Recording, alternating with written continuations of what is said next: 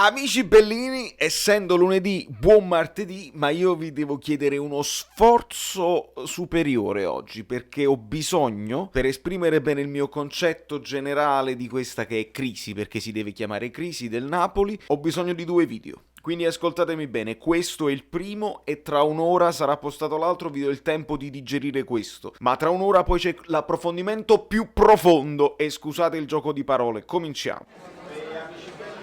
È letteralmente immarcabile. Se la vede Gattuso. Allora amici, volete che spacco tutto, che rompo i bicchieri, che faccio... il Napoli che schifo, Frataito...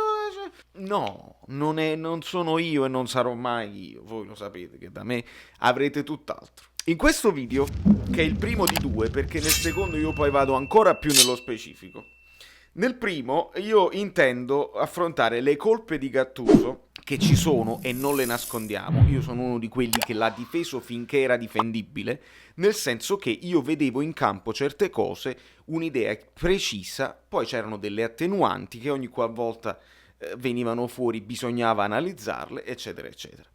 Ora però c'è un lato positivo e un lato negativo. Se vogliamo vedere il lato positivo, la classifica è talmente corta che noi siamo ancora fondamentalmente attaccati a questo treno della Champions, se vedete strettamente semplicemente i punti, e vi potrei dire che come il Napoli ha dei problemi seri di gestione, di spogliatoio, di allenatore, di società, altrettanti problemi ha la Roma, perché la Roma che non si capisce, Dzeko è il capitano ed è a brutto muso con Fonseca, ha messo fuori Dzeko, Mkhitaryan e Pedro in una sola partita, poi loro la risolvono all'ultima con il colpo del capitano e quindi si camuffa un po' tutto, ma non è detto che abbiano risolto, quindi noi possiamo sperare che la Roma si possa tirare fuori facendo anche lei opera di discontinuità ogni tanto, perché comunque anche lì è un po' una polveriera la situazione. Però di contro c'è l'Atalanta che invece a me non sembra avere questi problemi, anzi i problemi che c'erano a livello di spogliatoio li hanno risolti sacrificando Gomez e puntando forte su Gasperini, e l'Atalanta si è compattata. Evidentemente, nonostante Gomez fosse il capitano, l'Atalanta aveva voglia ancora di lottare e di confermarsi ad alti livelli, quindi lo stanno dimostrando vincendo bene, nettamente contro il Milan. Quindi se è vero che Milan, Inter e Juve non le consideriamo più, noi dobbiamo considerare la lotta per il quarto posto. C'è la Roma, ci abbiamo vinto, c'è l'Atalanta, ci abbiamo vinto, poi un'attenzione alla Lazio che non è morta assolutamente, e poi c'è il Napoli.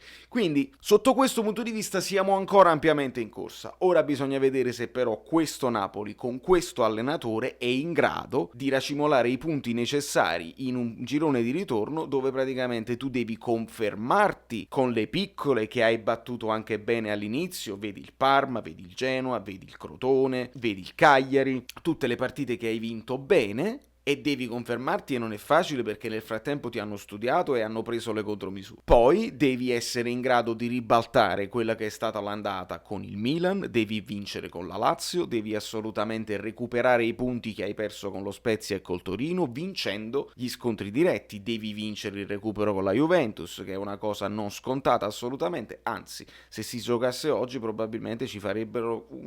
così. Quindi questa fa parte delle preoccupazioni con questa gestione, che porta dei problemi evidenti che ci troviamo qui ad elencare. Prima di tutto l'alternanza dei portieri non sta facendo bene, stai bruciando Meret ed è evidente che il ragazzo non è tranquillo e la sua non tranquillità si riversa anche sulla difesa, che non sa se gli deve appoggiare dietro il pallone, se devono spazzare, se poi quando gliela passa indietro lui aspetta, vuole dimostrare che è bravo coi piedi, però poi alla fine la spazza comunque e non siamo tranquilli là dietro, e se non hai la tranquillità in porta è la fine. L'alternanza non ha senso, o fai giocare Ospina sempre o punti su Meret, non ha senso, colpa di Gattuso. Di Lorenzo sempre utilizzato, si poteva far riposare nel momento opportuno e le abbiamo detto quando era il momento opportuno, c'erano delle partite più abbordabili dove potevi farlo riposare.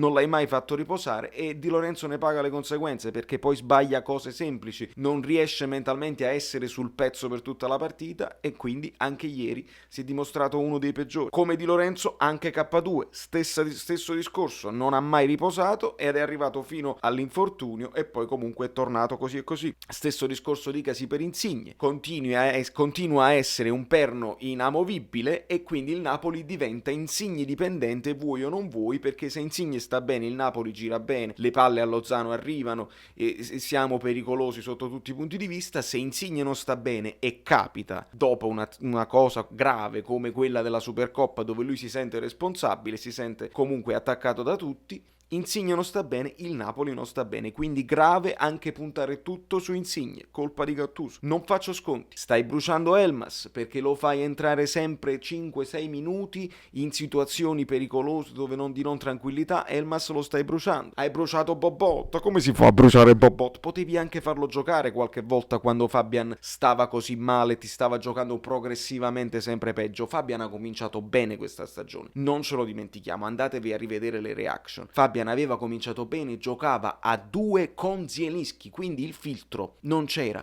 ma bastavano perché stavano giocando bene, sempre in discesa, devi sostituirlo. La questione è anche di Zielinski l'ha individuato bene come sottopunta per risolvere la questione, la mancanza di Mertens, ogni tanto lo puoi mettere anche a centrocampo perché non potrà essere sempre lucido, alternalo, fai giocare Elmas qualche volta lì, quindi le colpe di Gattuso ragazzi sono tante e io non sono qui a difenderlo. Poi ci sono le attenuanti che, secondo me, nel momento in cui tu perdi Osimhen, hai perso la chiave tattica che ti aveva risolto il 4-3-3 sterile della fine stagione scorsa e dell'inizio stagione questa qui. Con Osimhen noi avevamo svoltato e stavamo cominciando a fare ottime cose contro tutte le squadre. Nel momento in cui perdiamo Osimhen per sfortuna, Gattuso, colpa tua, non saper cambiare l'atteggiamento della squadra. Può essere che in Competagna non sei lo stesso, è ovvio che non sei lo stesso attacco, quindi devi fare qualcosa di diverso. Oggi si è vista un pochino, ieri si è visto un pochino la palla lunga, la palla alta su Petagna, ok, bisognava lavorarci, attenuante, non ci sono giorni per farlo, ok, comunque colpa tua perché evidentemente dovevi pensare che se ti manca Osimhen e ti manca Mertens o c'hai uno simile per risolvere perché quella era la tua idea oppure uno completamente diverso, devi cambiare anche tu il piano di gioco e l'idea di gioco. Non mi dite che l'idea di gioco non c'è, l'idea di gioco era chiara ed è stata chiara dal secondo tempo di Parma-Napoli, quella è l'idea di gioco, verticalità, il modo in cui abbiamo battuto l'Atalanta, il modo in cui dovevamo affrontare il Verona, l'abbiamo cominciato, dopodiché i giocatori non lo hanno fatto più ed è qui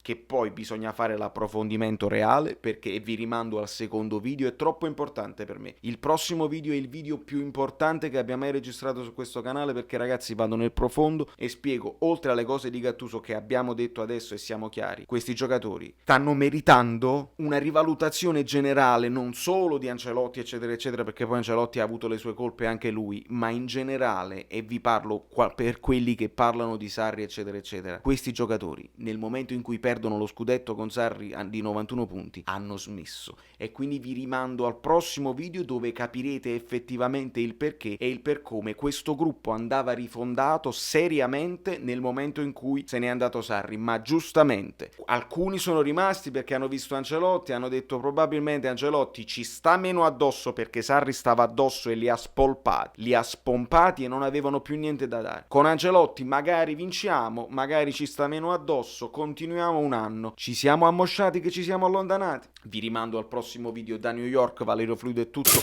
scusate le lungaggini ma avrei così tante cose da dirvi e ve le dirò durante la giornata. Se siete iscritti al canale Telegram ci vediamo anche più tardi, non vi preoccupate. Amici bellini, siamo arrivati a 5.000, bravi, ma adesso abbiamo un altro obiettivo, sono i 7.500, dopodiché la giveaway avrà il sapore di magliette un po' diverse. Iscrivetevi al canale, c'è stato da Saverio Solo, non mi ricordo come mi chiamo.